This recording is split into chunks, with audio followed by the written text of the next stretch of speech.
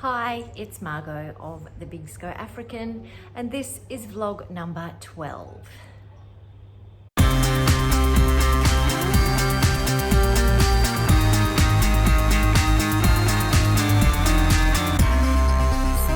here we are, my 12th vlog. So we are actually pretty much on our 2-year mark of when we first arrived in Liberia.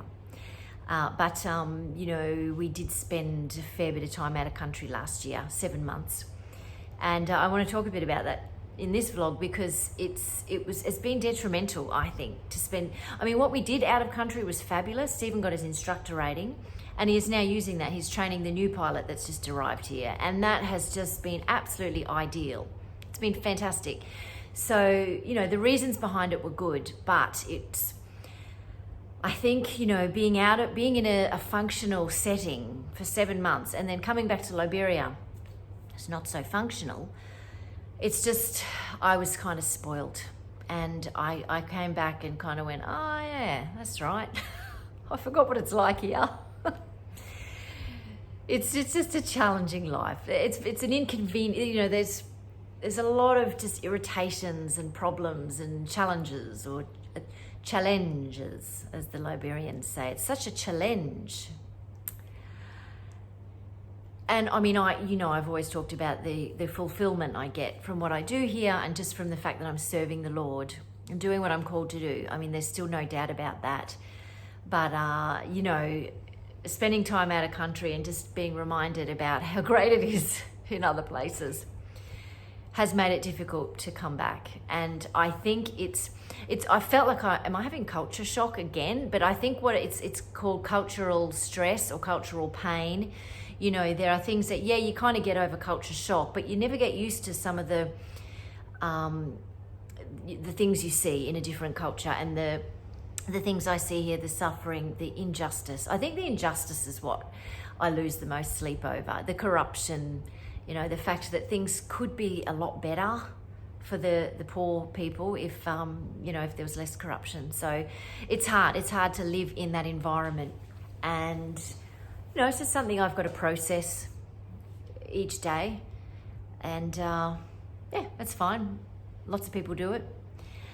So I've pulled back a bit from the hospital at the moment. I'm just kind of reassessing what God wants me to do, what's best for me to do. I do feel I'm at the moment still working at the under 5s malnutrition clinic each morning, and then doing my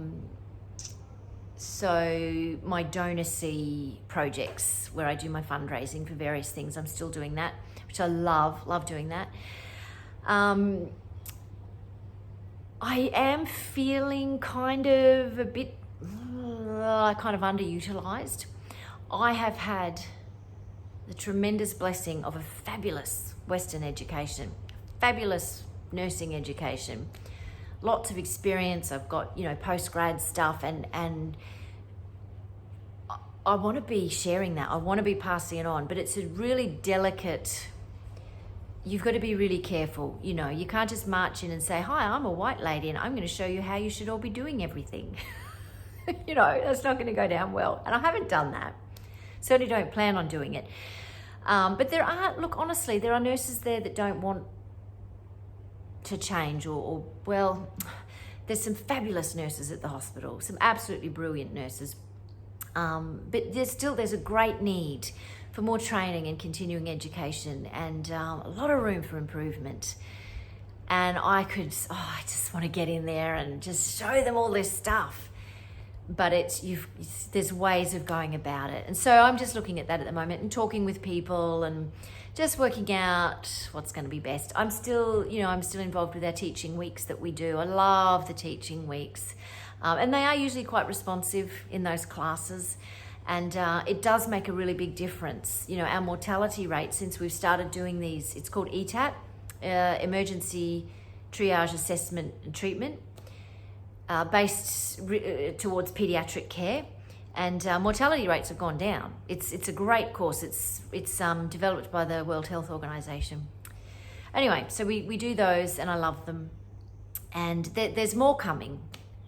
I'm just working it out at the moment. So I decided I was going to use this vlog to tell you all about my domestic life and what it's like here, but I realized that that would take me 100 hours. So I thought maybe just each vlog I do, I'll just talk about one aspect of just my day-to-day living here.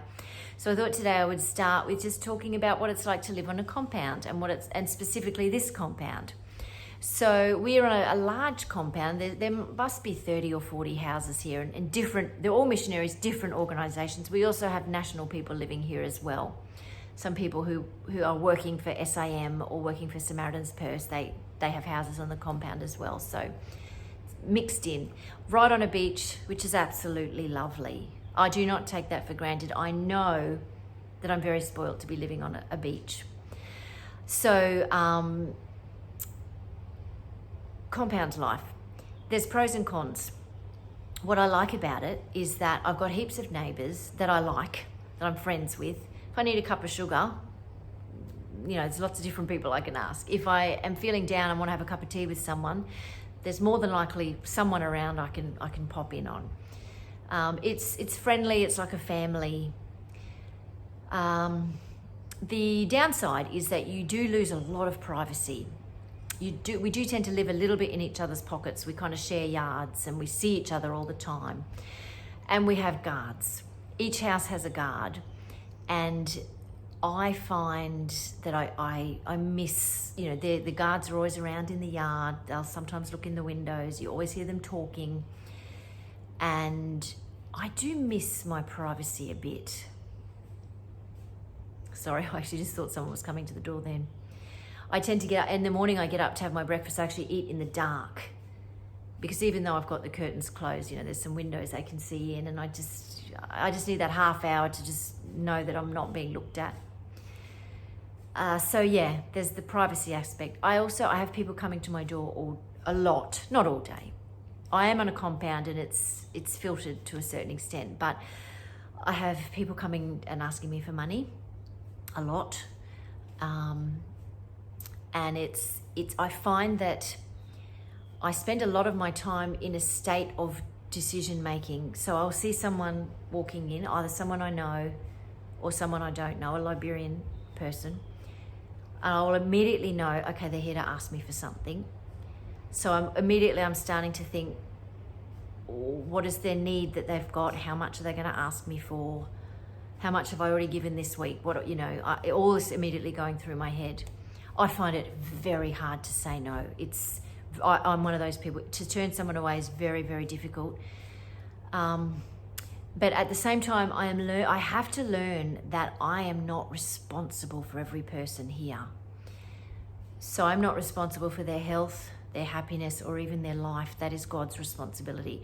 It is my duty to give. And yes, I see that as a responsibility, but obviously I can't save everybody. I can't be responsible for everybody. So that's something that is an ongoing learning process, but it does give you this quite regular sort of low-level stress feeling. Oh, here's someone coming to the door, okay, what's going to be, how much of that,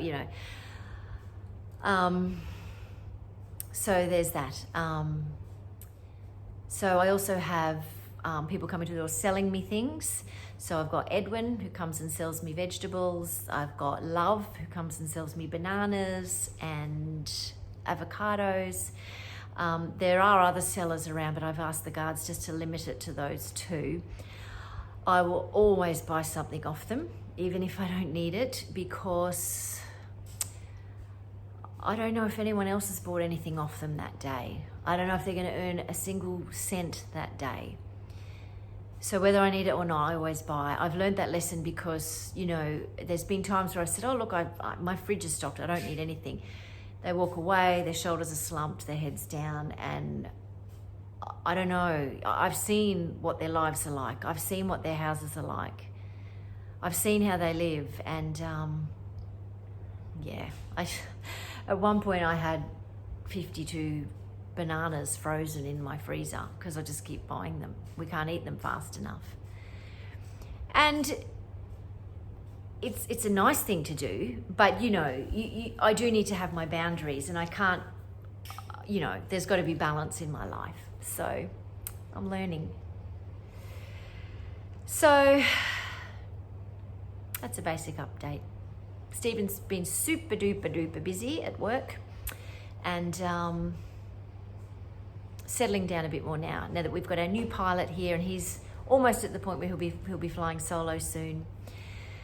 And I'm just loving having a new couple, because I was the only girl here before. It was just us and the program manager, because we've had a whole big sort of staff transition. So it's nice to have another couple here. So that's it for today. Hope you guys are all going well. Miss you all. Love you all. Bye.